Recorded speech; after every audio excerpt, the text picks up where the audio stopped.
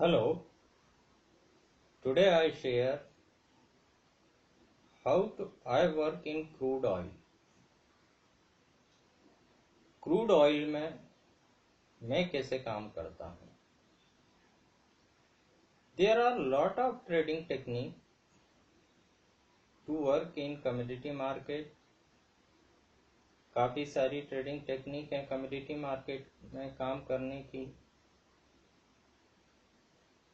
अलग अलग ट्रेडर अलग अलग टेक्निक का यूज़ करके कमोडिटी मार्केट में काम करते हैं.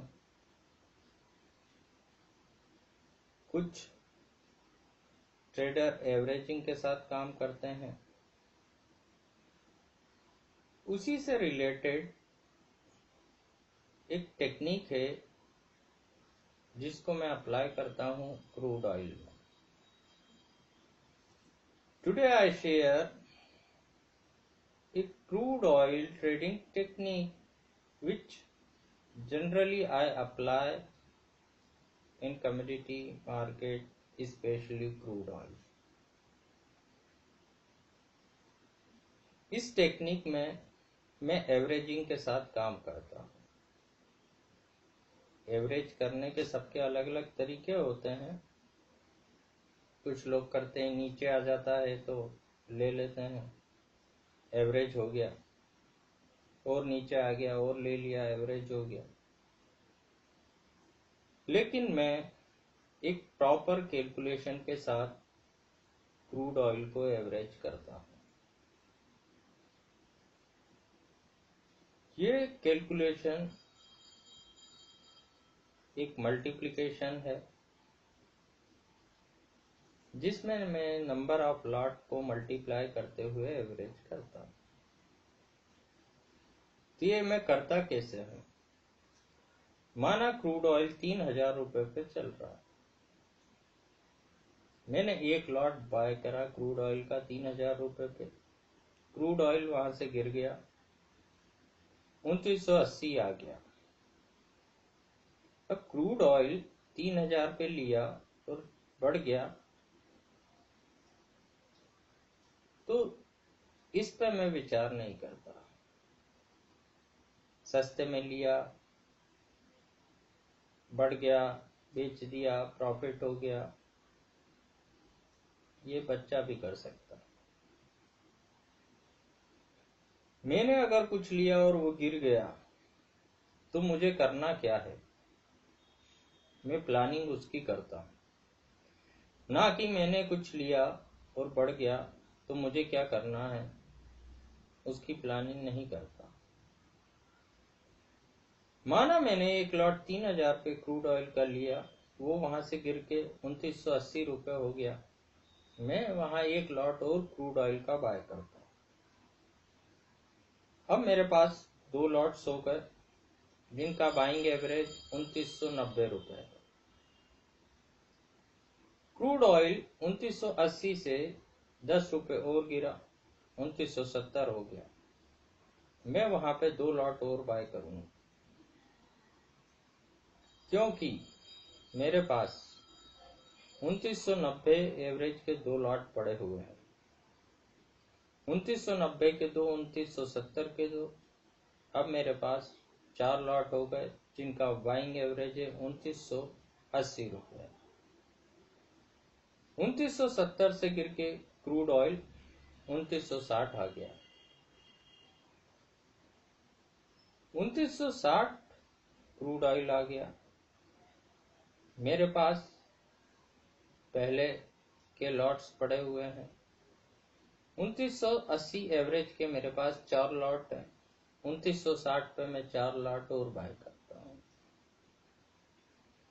अब मेरे पास टोटल लॉट 8 हो गए जिनका बाइंग एवरेज है 2970 रुपये का. 2960 से क्रूड ऑयल गिर के 2950 हो गया. 2950 पे मैं 8 लॉट और बाय करता हूँ. 2970 के 8, 2950 के 8. अब मेरे पास 16 लॉट हो गए जिनका बाइंग एवरेज है 2960 रुपये. यानी इसमें देखने वाली बात यह है कि हमेशा क्रूड ऑयल मेरी बाइंग एवरेज से सिर्फ 10 रुपए नीचे है। मैं नीचे तक भी इसी कैलकुलेशन से बढ़ूंगा तो भी वो मेरी बाइंग एवरेज से 10 रुपए ही नीचे रहेगा। यानी 10 रुपए ऊपर की तरफ मूवमेंट किसी भी समय आ सकता है। किसी भी समय क्रूड ऑयल मेरी बाइंग एवरेज पे आ सकता है, किसी भी समय क्रूड ऑयल मेरे बाइंग एवरेज से ऊपर जा सकता है। क्योंकि जनरली मैं देखता हूं मार्केट गिरे या बढ़े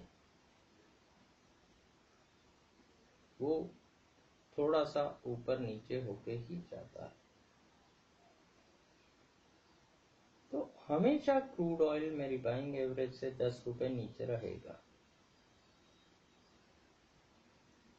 अब अगर मुझे लगता है मेरे पास लिक्विडिटी की प्रॉब्लम है, मैं और ज्यादा लॉट्स कलेक्ट नहीं कर सकता, तो मैं क्या करता हूं, जिस भी समय मेरे बाइंग एवरेज पे क्रूड आता है 60% लॉट में सेल आउट कर देता हूं।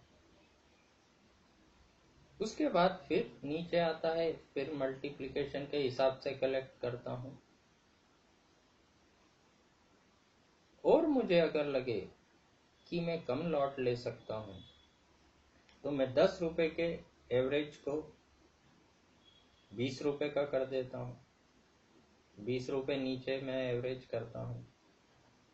तो उस तरीके में क्रूड ऑयल हमेशा मेरी बाइंग एवरेज से 20 रुपए नीचे रहेगा।